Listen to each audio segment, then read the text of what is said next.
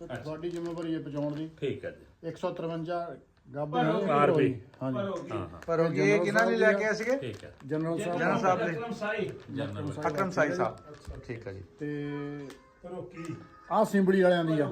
ਅੱਛਾ ਆਹ ਸਿੰਬੜੀ ਵਾਲਿਆਂ ਨੂੰ ਹਾਂਜੀ ਸਿੰਬਲੀ ਵਾਲਿਆਂ ਦੀ ਵੀ ਵਸੂਲ ਕਰੋ ਜੀ। ਇਹ ਦੋਨੇ ਠੀਕ ਹਾਂਜੀ ਮੋਸਨ ਉਹ ਨਹੀਂ ਆ ਸਕੇ ਕਿਸੇ ਵਜ੍ਹਾ ਤੋਂ ਜੀ। ਰਾਣਾ ਸਾਹਿਬ ਲੇਕਿਨ ਇਹ ਆ ਕਿ ਉਹਨਾਂ ਦਾ ਤੋਹਫਾ ਰਾਣਾ ਸਾਹਿਬ ਦੇ ਹਵਾਲੇ ਕਰ ਦਿੱਤਾ ਜੀ। ਤੇ ਇਹ ਭਲਾਈਪੁਰ ਵਾਲੇ ਕਿਹੜੇ ਆ?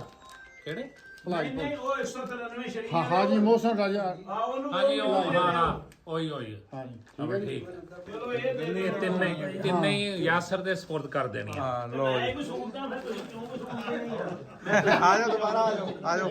ਰਾਣਾ ਜੀ ਇੱਧਰ ਮੈਂ ਵਸੂਲਦਾ ਆਪਣੇ ਤੋਹਫੇ ये फूल और तोहफे हाँ ये फूल और तोहफे आपके साथ जाएंगे। ਨਹੀਂ ਇਹਨੂੰ ਮੋਹਰੇ ਕਰੋ। ਹਾਂ ਲੈ ਚਲੋ ਕੋਈ ਨਹੀਂ ਇਹਨਾਂ ਰਾਣਾ ਸਾਹਿਬ ਫੋਟੋ ਖਿੱਚੋ ਲੈ ਫੜ ਮਨ ਵੀ। हाँ चलो कोई नहीं। बस ठीक है ਨਹੀਂ ਆ ਲਾਓ और नहीं सिर ते दे दो। ਇਹ ਤਿੰਨੇ ਮੋਹਸਨ ਮੋਹਸਨ ਰਸ਼ੀਦ ਮੋਹਸਨ ਰਜ਼ਾ ਤੇ ਜਨਰਲ ठीक हो गया दे दियो मैनू